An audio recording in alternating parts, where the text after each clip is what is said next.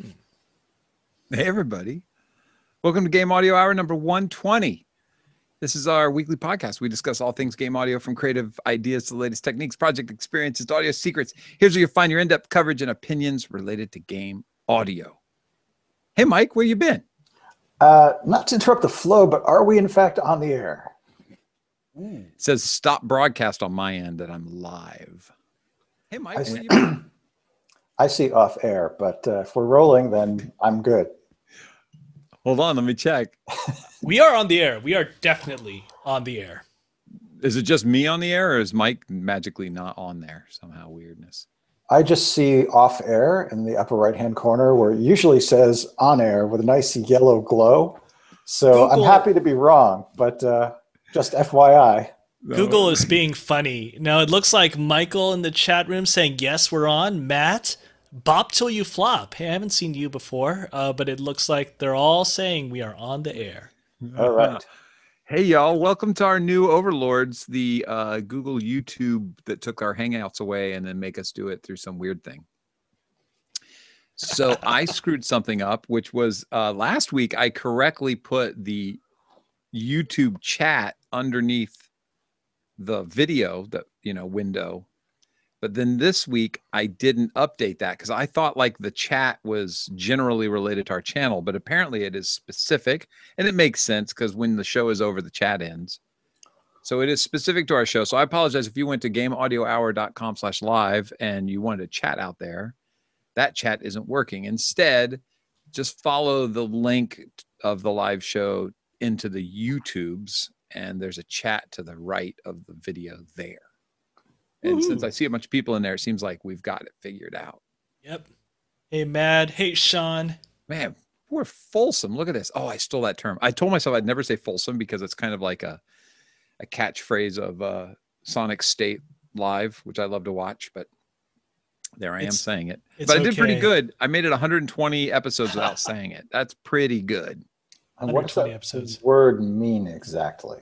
Well, they would say on Sonic State Live, we have a fulsome chat room. And I was like, oh, it just rolls off the tongue so nicely. The temptation has been there every single show for me. So for 120 shows, 119, I have successfully avoided that tongue twister. But sadly, I failed today.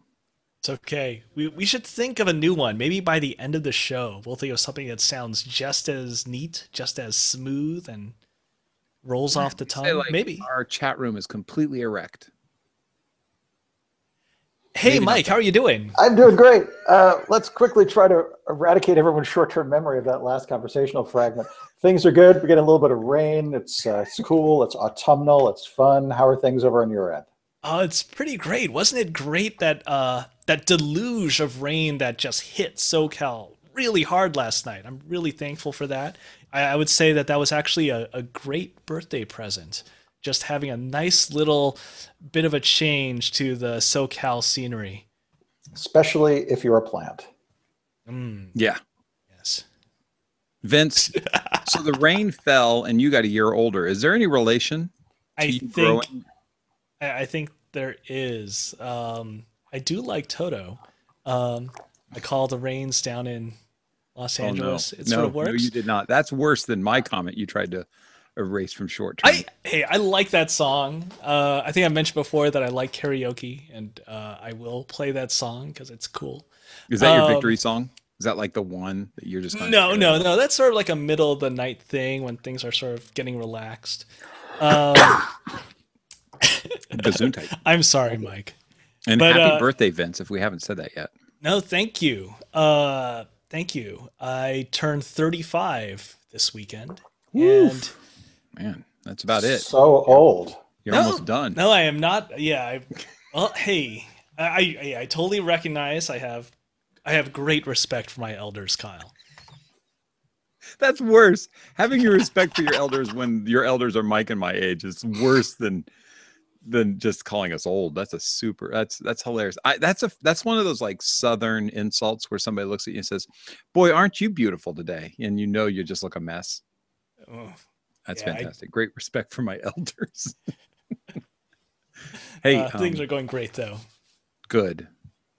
Can I interrupt with a public message? What's that called? A Public service announcement. Public service announcement. Always. Well, let me start it this way. So I was watching this video about David Gilmour, guitarist for Pink Floyd, and he said that he learned to play guitar from a Pete Seeger record, where you played the record, and also there was a booklet that came with it and told you how to play all these chords. And one of the things he mentioned, which was really cool, is that Pete Seeger teaches a person how to write a song from one chord. And that's an extremely important piece of musical information, is how to write something interesting when you only have one chord. That's a great exercise. So I jumped right out to Amazon or wherever I could on the Googles to find this record, because I collect LPs, and I found it, and it was on Amazon. And I was like, what? So I immediately picked it up and was so excited. And I'm happy to say it came today. And here it is. In CD format, because I didn't look whether I was buying an LP or a CD. So here's your public service announcement: is always look at the format before you hit buy. So I'm presently selling this if anybody's interested. Oh, I can't believe it. Wait, you didn't even open it. So you open it. It's a gatefold CD. Oh, nice. Those are fantastic. And it lacks the one thing I wanted, which was all of the instruction booklet that came with the record. It has none of that. It has a CD. I'm happy to say, right here's the CD, fancy business. And it has a card in case you would like to buy other CDs that don't include any kind of instruction. And it's from the Smithsonian. It's like Smithsonian, like the arbiter of knowledge, if you will. And they were like, let's leave the knowledge out. And just wait a minute. They don't provide the instructions in some other format, like probably like a download link or something. Yeah, download link, maybe. Something. Hold on, let me look. It probably says here, if you were stupid enough to buy this, I'm reading the back. If you're dumb like Kyle and you didn't look at LP or CD before you said yes, here's where you can get this. Nope, but Dave Van Ronk, if you want Dave Van Ronk's record, you probably hook that up right here. At least it's... No, hold on, wait a minute.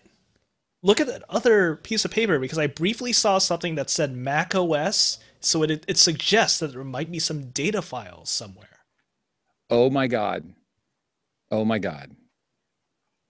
Original liner notes included on this CD.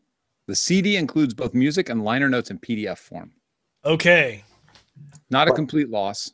So I feel like this is a two-parter, because next week Kyle has to let us know if he was able to retrieve the songbooks and the instructional manual, if they bothered to. I mean, I imagine some guy in 1982 at the CD remastering plant, and this LP is dropped on his lap along with, all this tablature. And he's like, what am I supposed to do with this?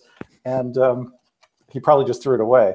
So I'm kind of interested in seeing if you find, let's come back to this next week, please. We'll come back. Dying to know. I would like to say that Smithsonian, they're really on top of their demographic, because not only did they include the information. Thank you, Vince, for pointing that out and catching that in my own lack of paying attention, because I was too busy being mad, which I never do.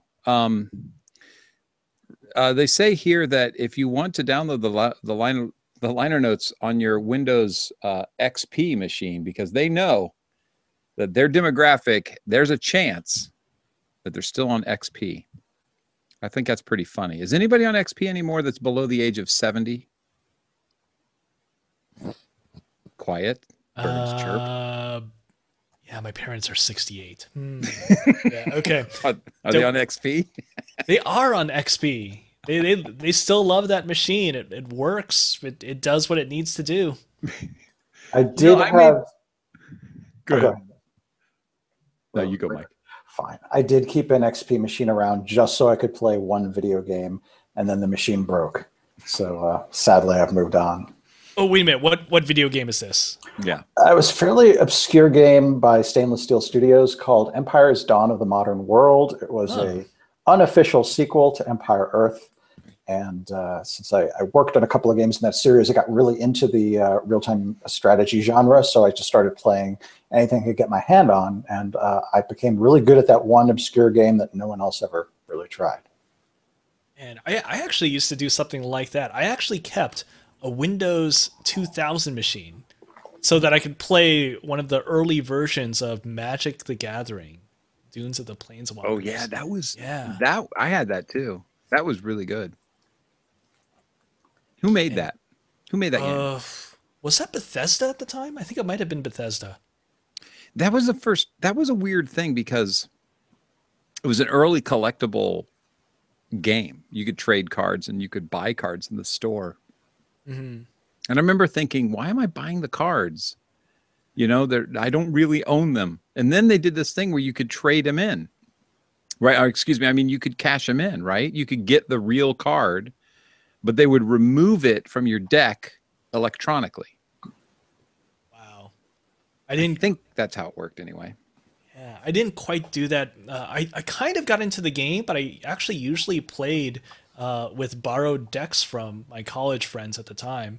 But then I really got into the Windows game at the time. I really enjoyed that. Oh, Mad BR is saying, I have a Windows 98 machine for Impulse Tracker and AdLib Tracker 2. Wow. Wow. You really... Impulse Tracker, I have a great fondness for Impulse Tracker. I actually not started on that. I graduated from Tetra Compositor to Scream Tracker to Impulse Tracker. I loved Impulse Tracker, but I got to admit, I don't exactly have fondness for the ad-lib. I have a whole lot of respect for people that can really make the ad-lib sing, but ad-lib was... I think just too many bad memories of those afterthought soundtracks that I would hear. But isn't AdLib a sound card at one time? Yeah. AdLib was that sound card. It had that FM synth on there. And so when he says AdLib Tracker, is that a different company that made a tracker, or is that the same company that made the sound card also made some sort of audio software for the sound card? No, I think this is well after AdLib went and bit the bullet. Impulse Tracker was my first introduction to tracking from Ian Stalker. He's still using it today. I mean, he's fast on that thing. But hey, there's a reason to keep a Windows 98 machine around.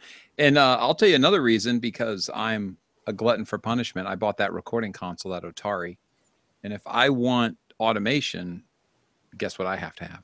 Wait a minute, what? Yeah. I told you about the Otari, didn't I? Yeah, you did, but I didn't realize that. You need flying. No flying faders. I didn't want that kind of headache. You can upgrade to those, but the mechanics behind that is the mechanical stuff behind that is just a nightmare. But with automation, I can just move my fader up to where it says that I am as I'm looking at the screen that is attached to my PC that's running Windows 95, so that I can actually have automation.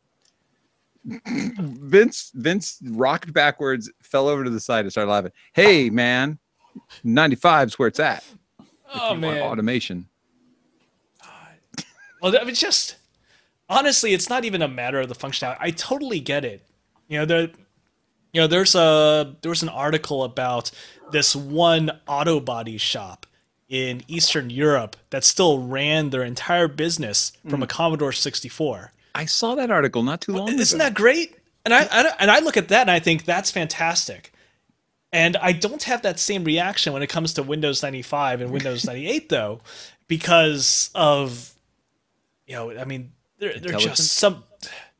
Well, I mean, those operating systems have been hacked millions of times, and there's so many holes that exist in that operating system. Yeah. So that besides that, you're not going to be doing anything else. Yeah.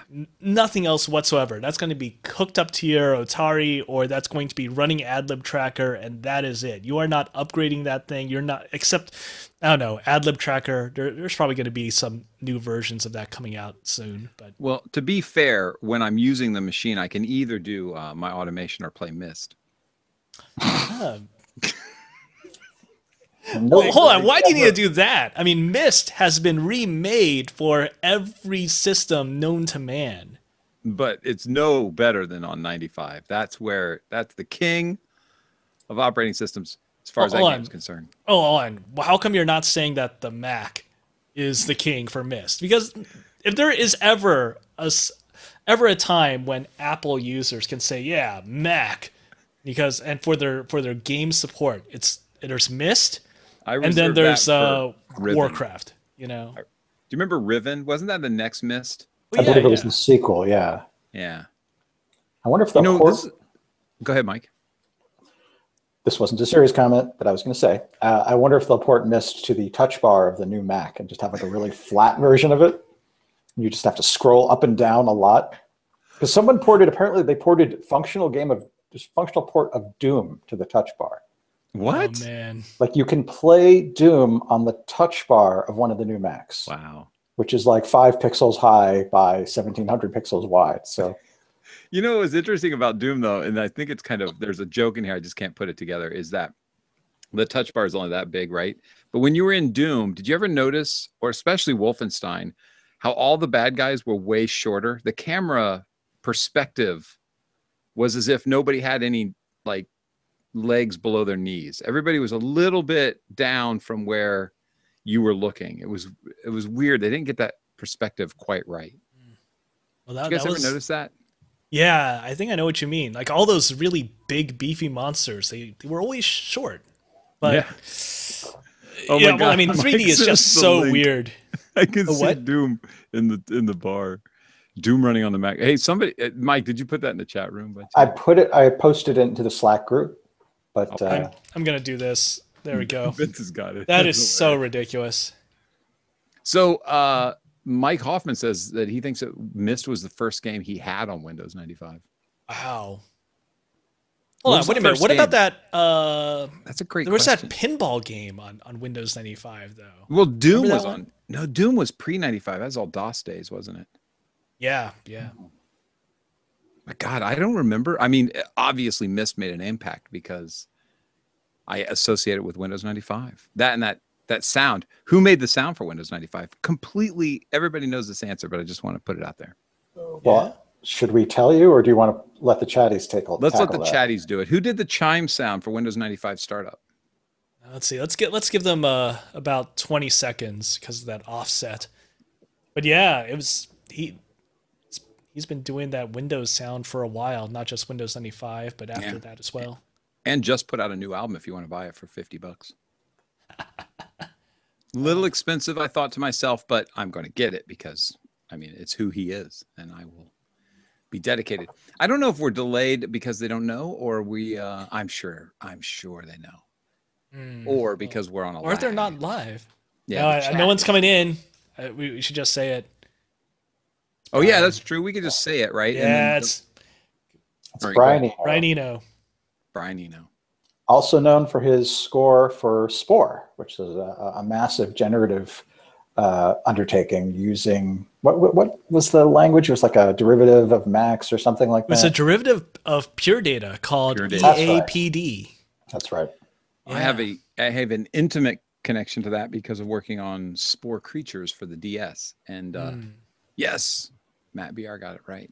So I took Nautical and created all my music for Spore Creatures in the but I did ask for Brian Eno's scripts from the software, but that's when I learned it was Pure Data and I was using something completely different because I presumed that he was using the Cohen engine, which Koan, right? Isn't that what they were called?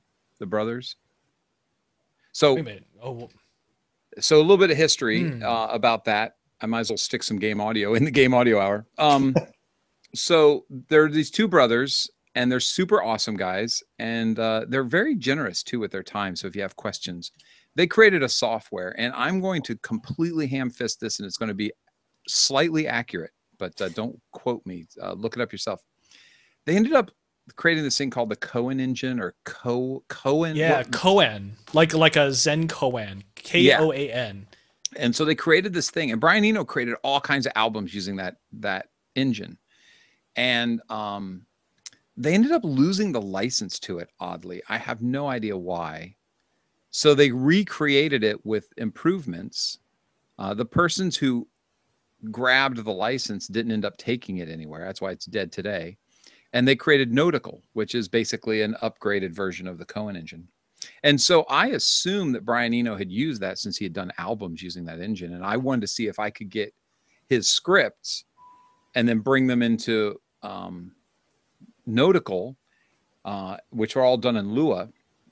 and then make adjustments to them, whatever was necessary to put his soundtrack on the Nintendo DS, because I thought, what a brilliant way. So first of all, we got to get Nautical on the DS. Second of all, we got to get his scripts. And then there's Brian Eno basically doing the soundtrack for Spore Creatures, you know, because it's like a MIDI file, if you will. It's just a Lua script file. Now, Ian was in charge of this project, so I had to go through him to get approval.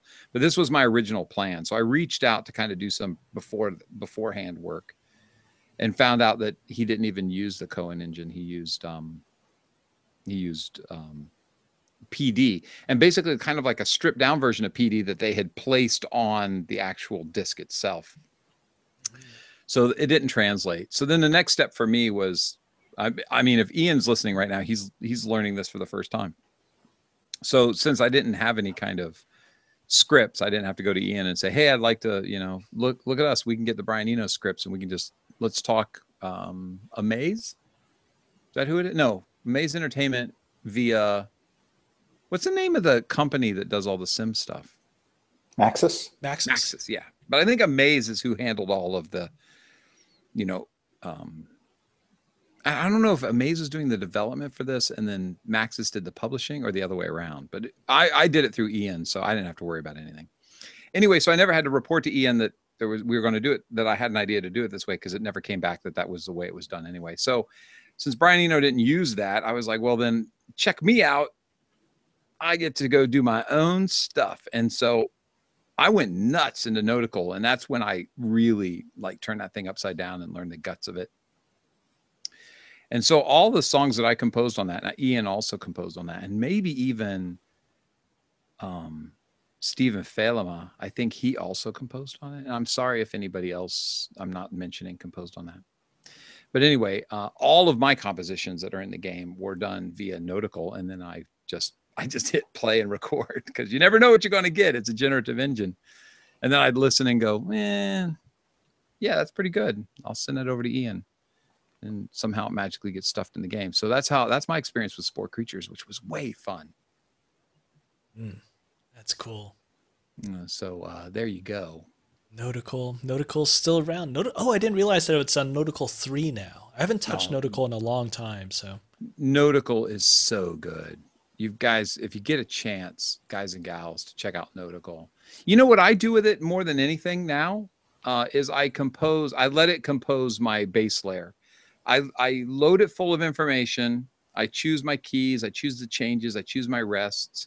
I listen to it for a little bit to make sure it's doing something musical, because it's smarter than I am. So I'll instruct it to do something, and then I listen back and go, oh, that sucks, because Kyle's an idiot. So then I change it and have it do something else until it sounds musical. I just make changes until I go, oh, that sounds like music now. And then I pointed at like orchestral libraries, and I think Mike will attest to this. And it'll write like a bass layer for me. I let it run for 20 minutes. And then I've probably said this 1,000 times on this show, but I think this is such a great way for a knucklehead like me to write classical music. I let it write its thing. I listen to the playback, and I choose like 2 or 3 minutes that sound good, and I rip them out. And then I plaster them into a DAW, and then I write on top of that. And I go, look at me. It's really no different conceptually than giving a chord chart to a guitar player or some other improvisational musician. In this case, it's just you don't have to pay the computer, which is nice. Oh, I pay that Windows 95 machine. It blows up every time I try to pull it off. That's a good point, Mike. You're very kind to make that association. You know, there's a certain thing do you guys have this in life? I have an attraction to fate, you know, just like letting things happen where they happen. Like the show makes that clear. A great example is, hold on, it's gonna be a long show. Let me fill up. We were someplace the other day. Oh, we were at Disneyland just this weekend, and I needed a sweatshirt because I was getting a little cold and I didn't bring a jacket. I couldn't believe it was cold in Anaheim. And there's one particular one I was looking for, and we were going to head to our hotel because we like to go get a hotel and just kind of make 2 days of it, get a cheap hotel.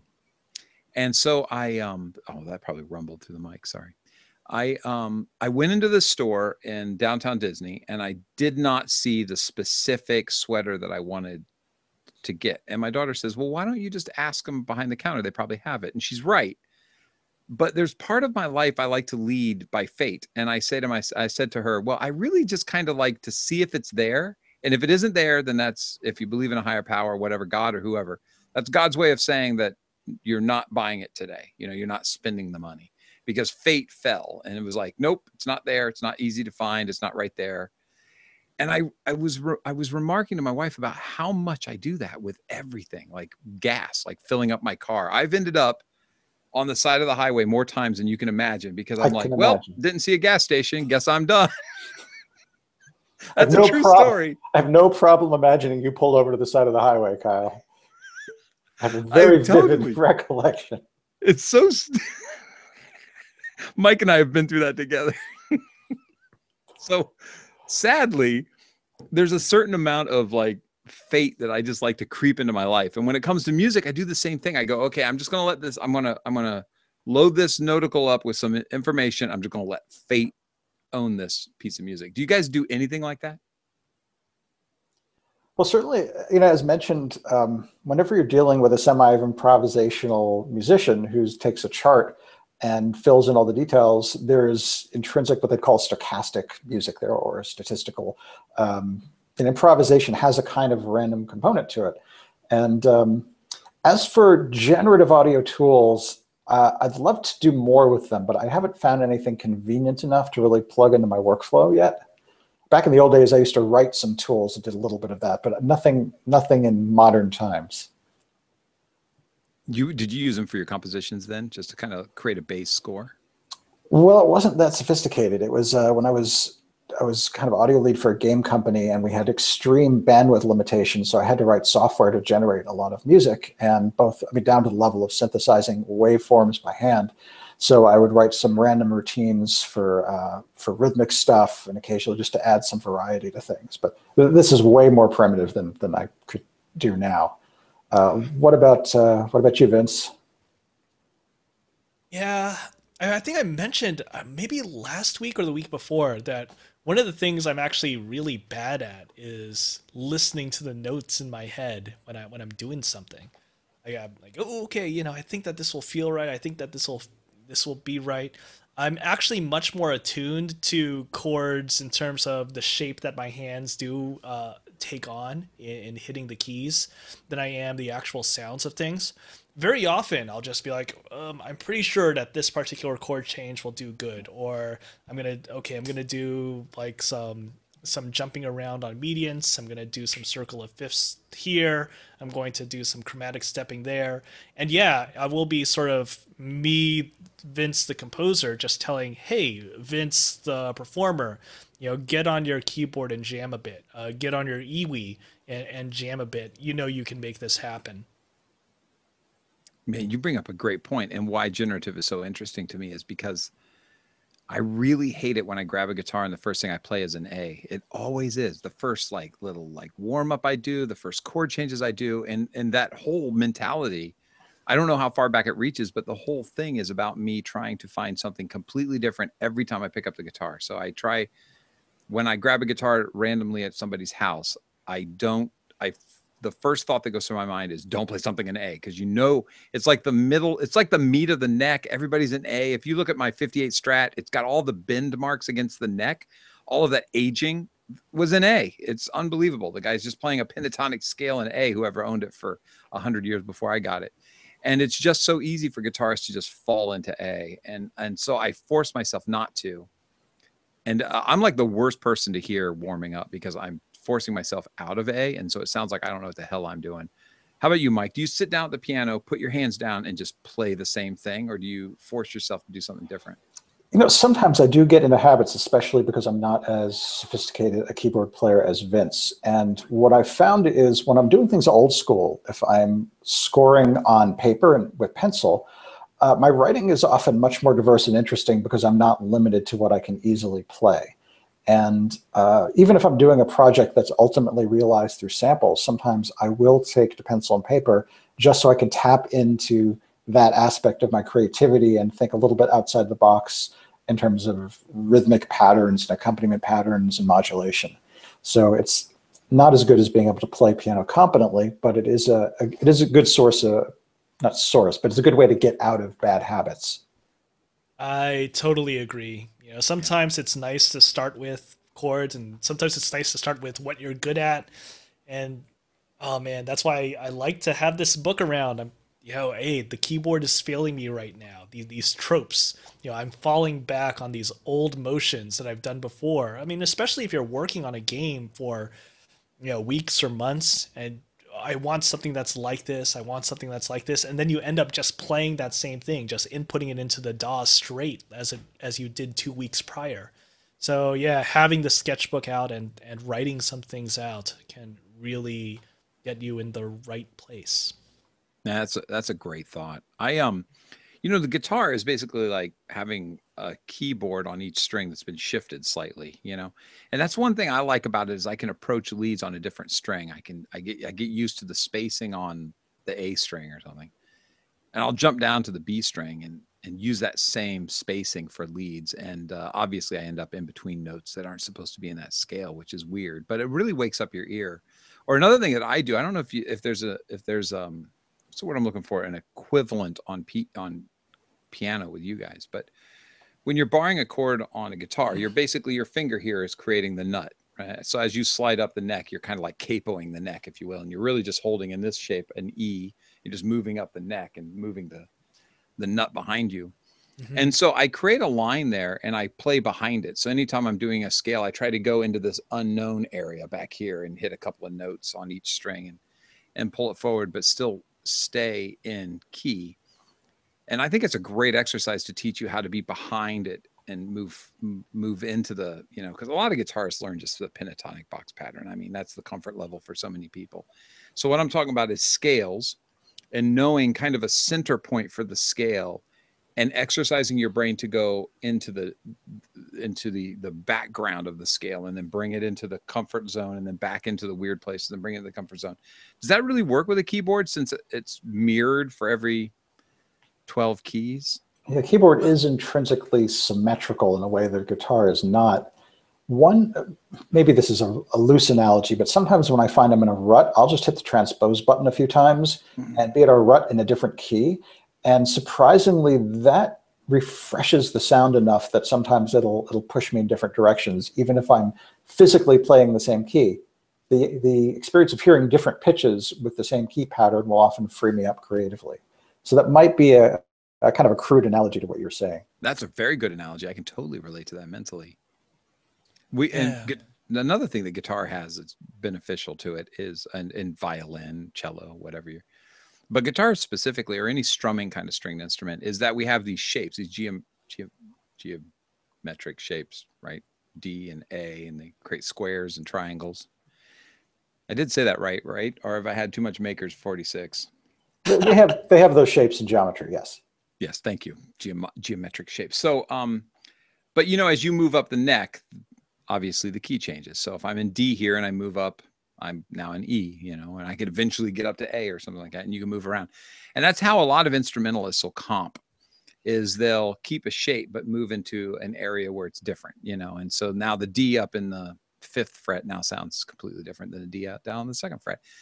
And that's a great place to write from, I think, is using these chord shapes. I find C particularly useful, except you play it like this with your 2nd, 3rd, and 4th finger, and you use the 1st finger to bar so that you can move the C up through the neck. And I find that a really, really great place to start writing from. And there's a fullness that comes with it that I think is great for orchestration. Do you guys have kind of, like you're saying, Mike, you transpose, but you use the same kind of fingering for A or something, and now all of a sudden it sounds different. Does it work? Well, as I said, it kind of refreshes the sound in your head, and it can suggest different approaches, even though physically you're still in the same pattern. So as I said, it's kind of a loose analogy. I get you. Is there any kind of tricks that you use for writing where you might say, I'm trying to think about what I understand of piano, which is very little. I understand it's a piano. I know what a piano looks like. It has strings. That's the limit of my knowledge. I get on there. There's a knowledge I do not have in piano. Do you guys ever reach out to instruments? Like, I like some of the stuff I've written on piano because I don't know what the hell I'm doing. And then I go, oh my God, that sounds really cool. And I don't think anybody's doing that. And the reason they're not doing that is because they're not an idiot like me. And it's like breaking some rule that in England you would get killed for. It's fun though, actually. Yeah. Yeah, Do you guys just reach out looking into other through. instruments? Yeah, I mean, I'm always looking at other instruments and thinking about what is it that this instrument can do that's easy or that's hard. Um, I like thinking about the extremes of range. I like thinking about, oh, what is actually the hand position that is being taken in order to actually do this technique. And it's very okay, hey, I'm going to do this double stop on my keyboard. Hey, and that's very easy to just play two notes at a time on a keyboard. And then you're looking at a violin, and you're like, oh, that's actually kind of tough to do that after doing this. Or, oh, wait a minute, this triple stop actually is totally possible with these strings, and I didn't really realize that because I didn't internalize the tuning of a cello. The piano is such a wacky thing, honestly, because actually just in the chat, Matt and I were chatting very briefly about our understanding of the piano and what what it means to be easy versus hard. Yeah, and so people talk about the C major scale as such an easy key. For me as a pianist, I think that C is an incredibly difficult key.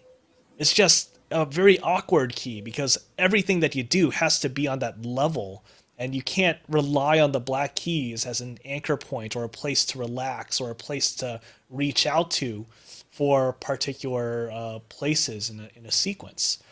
And he made a mention, oh, F sharp minor. I like F sharp minor. I love C sharp and F sharp and E flat and all those things because the hand position that is there is actually a really comfortable hand position on the black keys compared to on the white keys. And I guess that just sort of points to this idea of the conceptualization of a musical figure is so different from the actual execution of it. And it's a lot of fun to just explore what that difference is and what that means to a person who is playing it. A theoretical clarinet or a theoretical violin or a theoretical pianist. And that exploration in and of itself can lead to further compositional improvements. That brought up a question, by the way. I have to say to the chatties who can't see this, we keep a Slack up, and I'm going to call Alex out because I said in the Slack, I said I just want to make sure that we keep the show moving, and I was like, I wonder what topics do you guys want to cover next after we're done with this? We often discuss in the Slack what we're going to talk about next, and all of a sudden Alex pops up and he says compressors, and I'm like, damn it, Alex. Are you watching the show? Because if you're watching the show, you could be on the show. It's true. Oh I just man. think it's hilarious that he's out there watching the show. Although maybe he's being evacuated for a tsunami, and he's just watching like he's typing on his laptop, but he doesn't have a good audio environment to record, so he can't join us for that reason. Well, you reach for such kindness, Mike. I cannot compliment you enough. But Alex did say, he goes, "Oh, sorry, you're probably in the middle of the show." So I don't think he's watching the show, but he's typing during the show. Alex, get back here. We miss you. Now thinking about what you had said, Vince, it brought up another question for me. Oh, chords. So I don't know how many guitarists are in the chat room, and if you're watching the show later and you're not in the chat room, please speak up. What is the hardest chord that you had to train your hands to get used to playing? For me on a guitar, it was G7 because the stretch is so far when you're a beginning guitarist. To go from the top strings, the 5 and the 6 string, all the way down to the 1 string on the first fret is quite a stretch. And I remember the pain that I felt in the middle of my palm for the longest time until I could get that down. And then the next question that backs that up, please keep that one in mind. What is the hardest chord for you to get on a piano? And it may be because, like the chord only sounds good if you stretch 2 or 3 octaves. That totally makes sense to me. The next one is, oh, shoot, it's gone. Never mind. So go ahead with that first one. Wow. Oh, man, it's tough because I don't know. Well, piano is weird because you could do everything is sort of polychords, right? Oh, I'm going to do C on top of, yeah, you can think of it as like an A flat 9, 13, whatever. But then you could also break it down really simply as, I'll play A major here and I'll play D major here. I'll play A flat on top of E flat or something. And it actually becomes kind of easy if you're able to reconceptualize some of those chords in that way. Uh, chords are actually kind of wacky. The fact that they are so easy on the piano means that you have to do more and different and uniquely, idiomatically pianistic things in order to make it sound interesting compared to some other instruments. Hey, you could have an orchestra play a chord and that could sound really awesome. You could have a piano play a chord and it can sound boring. And so you got to do piano type things to it. And those piano type things, those piano techniques of arpeggios and jumps and those sorts of leaps that can go between really drastically different hand positions. That's what makes piano interesting after you've mastered chords. And yet, if you ask a pianist to trill a chord, they get really grumpy for some reason. That's true. Double trills are hard. I remember when I was doing the pianist thing, doing triple or quadruple trills is ridiculous. And sometimes, but it's a thing that you can actually learn to do. It's really difficult because that tendon in your hand for the third and fourth finger is a single tendon. So you can't really do too much there. Um, there's a lot of you learn a lot about what your hand can do, not just about what the piano is capable of doing, but what physically is the hand really good at. And I was going to jokingly ask because they have, if you go to any like Guitar Center or something, they have these little like finger exercise machines. Have you seen those guys? You like squeeze the fingers down. oh yeah. And they're kind of lame. And but of course I have one because I'm a moron. And then and I like to throw money away. And so I was curious if piano they had the same thing, but I guess that finger exercise machine would be the same thing for pianos or for pianists, excuse me. But I was joking. I was going to make fun of it, and then I realized you're just saying that some stuff is hard. Are there some exercises that you do, like do you roll forward and then backwards like evenly to keep that muscle memory going, where you can apply even pressure both forward and backwards? We need to introduce you to Czerny, who wrote a beloved pedagogical set of exercises called the School of Velocity. And that's what every pianist says. And that's not to be confused with the 80s band. But he basically wrote these patterns, and your job is to play them insanely fast. So slowly you build up the ability to do these lightning fast passages. School of Velocity? Is that the name of the something track? like that. I forget. Yeah. How do you guys go? Now, here's an interesting twist, I think, with piano, because when I was 8, I took some piano lessons, and it lasted a couple of years, and then I quit. And that was an amazing lesson in life about quitting. I'll never forget, but I can't repeat on the show. It was just an amazingly ignorant reason I quit as an 8-year-old or 10-year-old at that time. And I learned such an important lesson in life about people. But I found piano lessons to be excruciatingly boring. And at that time, I was playing violin, and I had just traded all my Kiss records for a guitar. So I was definitely leaning towards stringed instruments, I think, mentally. And piano is it considered a stringed instrument or percussion instrument? What's it considered to be? Yes. Well done. Well done, sir. So, but it wasn't in line with the regular kind of stringed instruments that I was used to. And I found the exercises to be excruciatingly boring. But yet with guitar, which, well, to be fair, I only took 6 weeks of lessons on a guitar. And that's why people don't hire me. Just joking. But the lessons for guitar were based around, what song do you like? Let's learn how to play that song. And for piano, it was like, here's a book written in the 1850s. Let's go over it intently. And how do you guys stick with piano after these long exercises and these you know, like you were talking about with this journey, exercises and pressure. How do you guys stick with that instrument? Well, you're going to have Well, to ask Vince that question, because half the reason I'm a composer is because I got bored of playing exercises for piano. It doesn't have to be Czerny. I did not do Czerny. My piano teacher actually did not do Czerny for me. I mean, it's a balance of stuff. I wanted to learn how to play songs that I heard on TV. I remember when I was a kid, I was I would do things like, oh, hey, it's MacGyver. I'm gonna see if I can try to play the theme song to MacGyver on the piano, and I would bang it out and eventually figure out something that sort of approximated that. And my teacher would be like, hey, well, that's really cool. And even though he was a piano teacher, we would actually break it down and talk, theory. And even though I was a little kid, he would tell me, hey, here is 1 5 4 1. Here is dominant. And we actually spent quite a bit of time talking about music theory in addition to just figuring out piano virtuosity. So yeah, we didn't do the Czerny thing.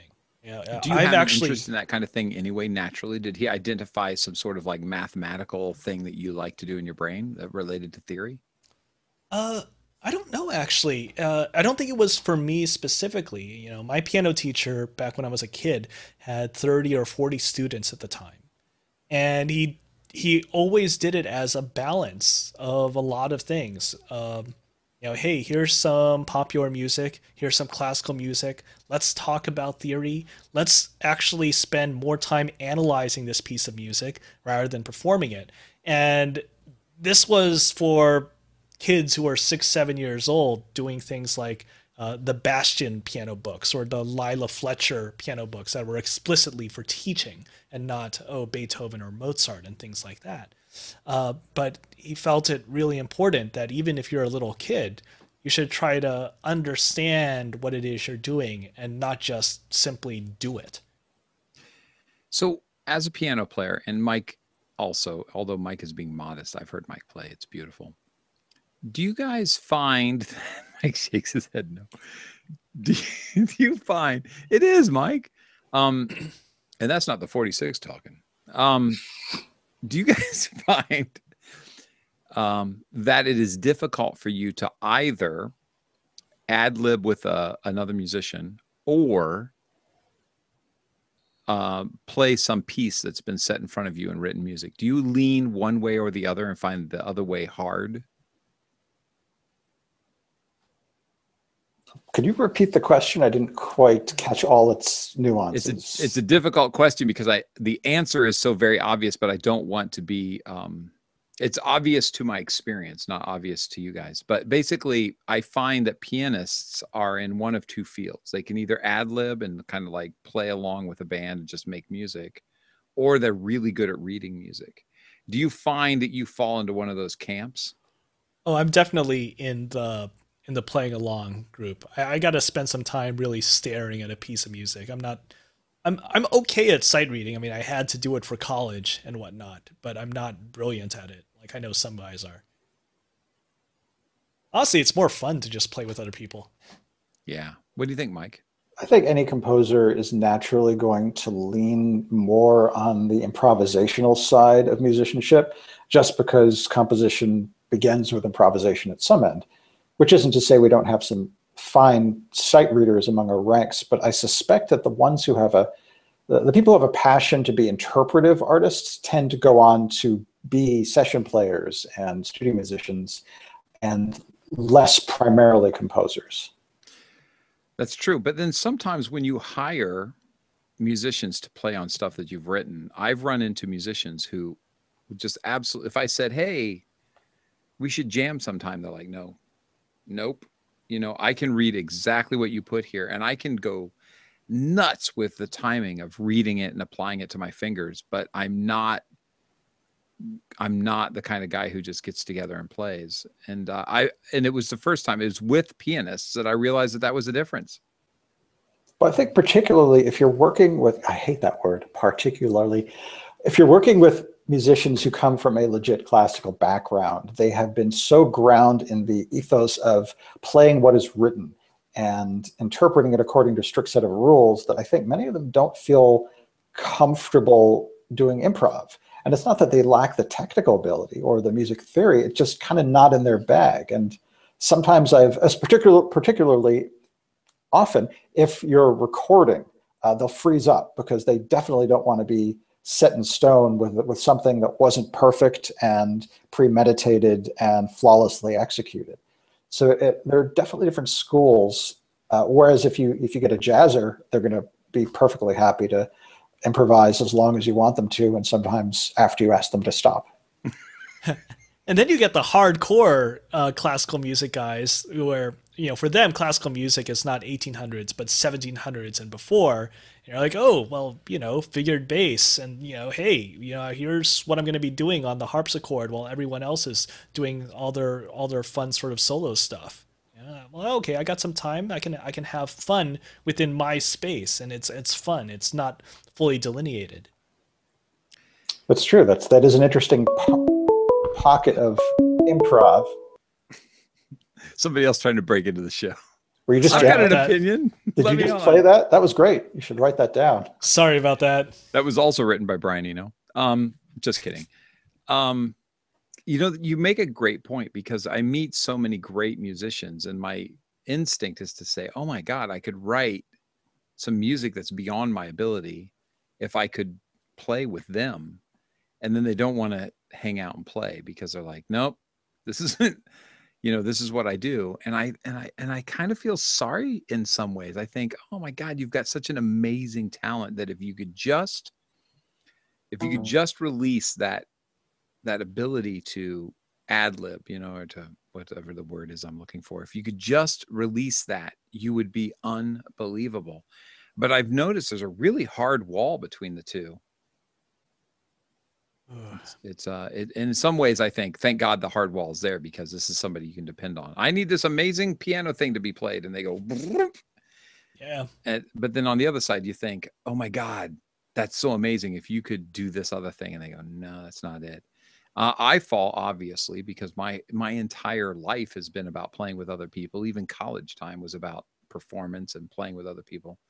But I'm one of those guys. I'm not a jazzer. I'm terrible at trying to be a jazz guitarist. But it's because of studying jazz performance that I'm one of those guys that Mike alluded to that won't shut up when he's playing. Terribly. I wasn't going to name any names. I had it coming. Hey, Kyle, would you do? I'm still over there noodling. But I love the idea, again, relating back to, and then after this, we should do our contest. Relating back to that kind of generative way of doing things. I like the idea of being in a mix with a bunch of people and somebody just yelling out chords that they're changing to and trying to get there without making a mistake. Do you guys practice that as well? Just kind of have something that randomly, maybe it's your brain just randomly is selecting chords and you're trying to get from one place to the other without making a sour note? I think that's just me doodling around. On piano, I actually don't do that as much these days. And I found that I've actually not as good on piano as I used to be back 10, 15 years ago. On the other hand, with iwi, it's been really fun just learning that, that when I got my iwi, one of the things I wanted to do was to get as good on iwi as I was on piano. Still not the case, but man, it is actually fun just randomly testing myself. Hey, I'm in the middle of doing some work on a piece in Sonar, and I just need a break. I'll noodle around for a few minutes and just see, I'm going to try moving between F sharp major and B flat major, which is really different on an iwi compared to on a piano, where I just have those tonal centers just in my brain ready to be grabbed at a moment's notice. And what is your favorite sound on the iwi? Do you have one particular sound you keep going to? Oh man, I don't know. Well, it depends on the iwi. Honestly, my favorite iwi is the old '80s iwi with the pure analog Curtis FM synth on, not Curtis analog synth on there, not FM synth. That thing is just so beautiful. Uh, there's some really good instruments that I drive with my iwi on my computer, but I love going back to the analog sound. Hey, Mike, when you're writing, do you have a sound that you always go to? Do you just write in piano and then say, oh, that's a string part or oh, that's a cello part? All of the above. When I'm initially approaching a project and I'm just trying to figure out what my themes are, I might start with something neutral like piano. But if I'm doing something, if I know I'm writing action music, I might just dial up a staccato string patch and some phobia or something that's in the universe of what the end product will be and try to get myself in the mood by improvising with that. That's very interesting. So you're thinking ahead and saying, there are some thematic sounds that apply to the kind of audio I'm trying to write. Possibly, yeah. It depends how well defined what I'm doing is. If I'm approaching, battle music, I'm probably going to start with some kind of aggressive sound. Not always, but typically. But if I'm thinking an abstract theme that may have many different orchestrations that may last throughout a project, I might want to step away from any particular simulated timbre and just use piano or something extremely neutral, just so I can focus on the intervals and the melodic contour and those abstract features without tying them to any particular performance or pretend performance in the case of sampled instruments. So is there ever a time for xylophone? I like xylophone. Alex May can actually attest to this. It's a nice little exclamation point in a big, thick orchestral texture when you want it to be getting slightly out of control. It's not just for animation, but I would not use xylophone as a improvisational instrument most of the time, just because the range is so limited, and let's be frank, it's so annoying. So we were going to talk about compressors, but we ran out of time because I think this topic is way cooler. Or were we going to talk about mics? We were going to talk about mics, but we did end up talking about at least one mic. What was that? Which? Oh, yeah, Mike. Mike Shapiro. You can't buy that mic. Well, you really can. Certainly can. And email me if you're interested. But we really need someone with a Harman mute trumpet for moments like that. Oh my God. So last week we said, hey, let's talk about some mics. And then this week we got distracted, but that's the nature of our show. Okay. I picked up a couple of mics just to squeeze it in. I picked up an RE20. Does anybody own an RE20? Yeah, that's classic. Hold on. I used to have an RE20 and no longer. But I think that's what Tom York sings out of Radiohead. Oh. And the other one I picked up is a Violet Designs Amethyst Standard, which is a newer or a more modern mic. I'm excited to see that. That comes tomorrow. We'll see how that turns out. Oh, yeah. That's done by the guy that was one of the designers for the Blue mics, right? I had no idea, but you're the think second so. person to tell me. So that's I confirm that it must be true. Yeah, I think that is the case. It's been weird what Violet Designs does, and the relationship with Blue in a lot of places. I mean, it's Blue now. It's no longer Baltic Latvian Universal Electronics. I mean, what with all their mics being made in either America or China these days. So, yeah, Violet Design. I had no idea the Blue stood for what? Baltic? Wait a minute, you didn't know Latvia? this? Yeah, No. Baltic Latvian Universal Electronics. That's amazing. Isn't this just common knowledge? No, Vince, you're smarter than the rest of us, and we've established that many times ago. What is Red then? Because wasn't Red kind of the same people who were doing Blue? It was, yes. There was the, a whole lot of fun things with lawsuits and. And now they got Violet, which is Blue and Red. That's true. The progression can continue until they end up with black and they have nowhere else to go. So Joe Barresi, who is the engineer who engineered many amazing records, but what he's known for is guitar specifically, and I have no idea why I'm interested in what he does. Joe Barresi loves the Amethyst mics for miking drum overheads and for miking guitar amplifiers. Oh, that's interesting. So I found one online, which are very hard to find, and I picked it up.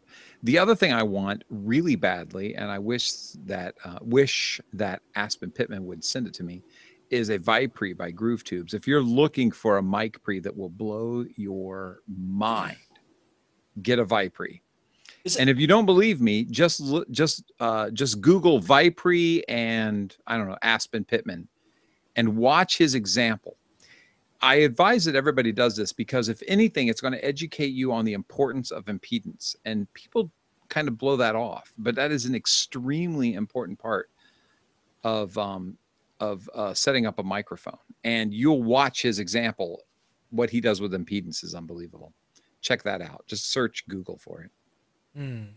Okay, I mean, I remember the Vipre. I think I actually heard of Vipre back when I was in college because it was mounted next to a bunch of other stuff. But yeah.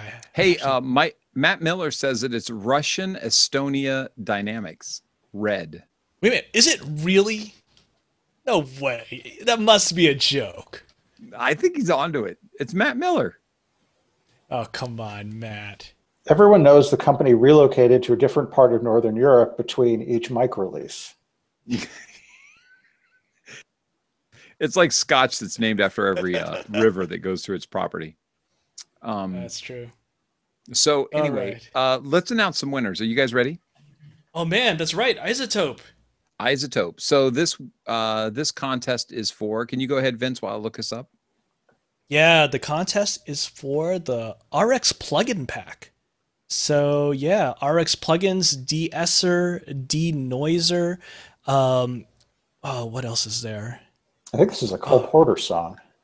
Wait a minute, what? Come on. No, I'm really annoyed that I cannot remember all the plugins off the top of my head for the plugin pack. So we got the denoiser, you've got the declicker, yes. And then they recently added the declipper.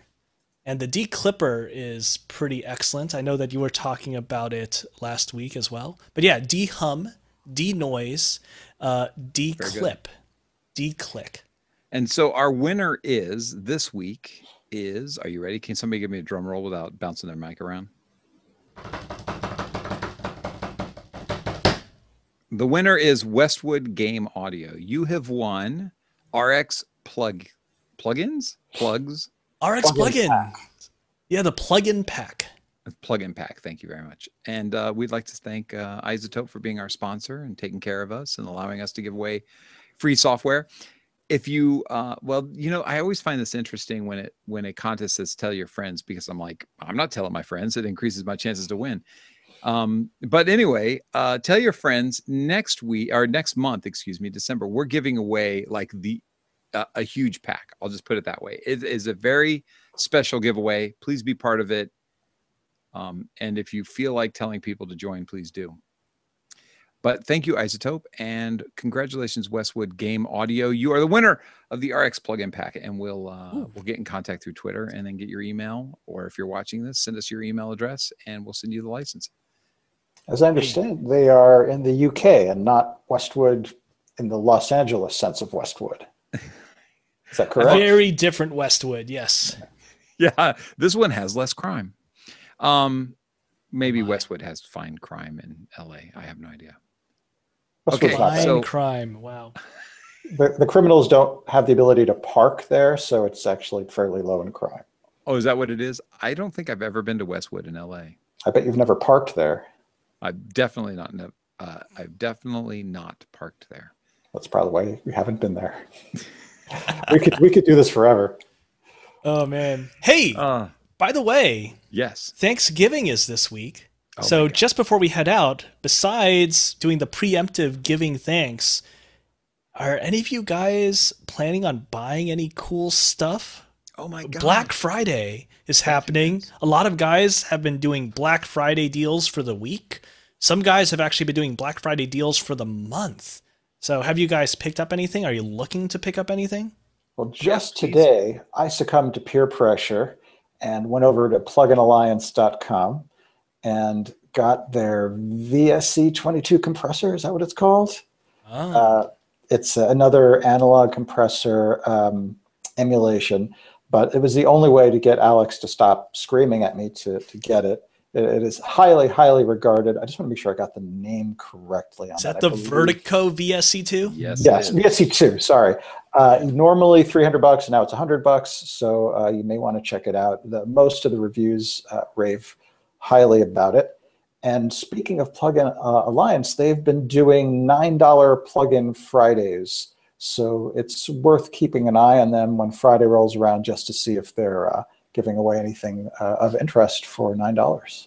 Yeah, every Friday they're doing a Black Friday deal, and I got BX Boom, which is basically the you take an NS10 speaker and you record the sound coming off of a kick drum. I can't remember what that technique is called. Yeah. It's been around quite a while, but they created a simulation of that. $9, can't beat it. Nice. I had the pleasure of working with Andy, who created Vertigo Sound, while I was working in Greg Worth's booth at AES, showing people his Oracle summing mixer. I can't believe all those things came out without me messing them up. And Andy was amazing. And what he's doing at Vertigo is just unbelievable.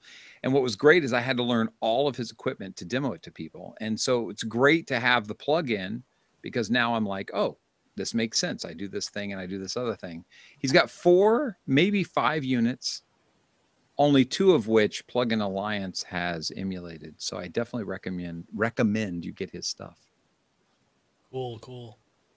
Speaking of modeled compressors, I also thought I'd mention, I did not buy this, but I will bring it to your attention, that today only, or supposedly today only, Monday, November 21st, Audio Deluxe is selling a Waves API 2500 modeled vintage compressor plugin, normally $300 for $50, which I guess is 80% off. So if that is of interest, head over there, supposedly before midnight tonight.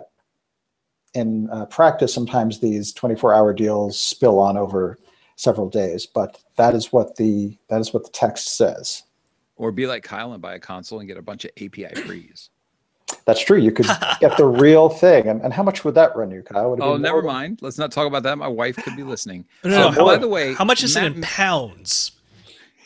Matt Miller said he made it up, by the way, about, and I have to say this out loud so that we don't sound like idiots on this show. Shame on you, Matt Miller, and your great sense of humor and fantastic way of turning RED into something Russian.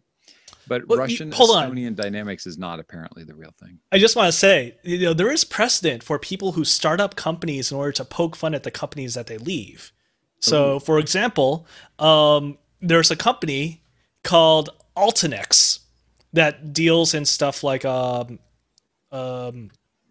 automation for homes and businesses. The guys who made that company were formerly of 2 other companies, Intron and Extron. So oh my God. Altinex means alternative to Intron and Extron. So something like that actually, you can understand how in my mind, knowing things like that, that sounds almost reasonable. I got to take that seriously. I totally believed it, because our chatties never lie. Although Matt Miller might maybe a little bit. Matt, I got to question you. Did you really get PSP AudioWare old timer compressor for $33? Really? Are you sure about this? Can we really go and get that deal right now? But I'm still going to buy him dinner at GDC, so it's still in. What was I going to say? Along those lines, here in Ventura, we have this place called, I'm trying to think of the name of the restaurant. I think it's called Rice by Mama. And it's a Thai restaurant. And apparently the rumor is here, because on the very next block, there's another rice restaurant.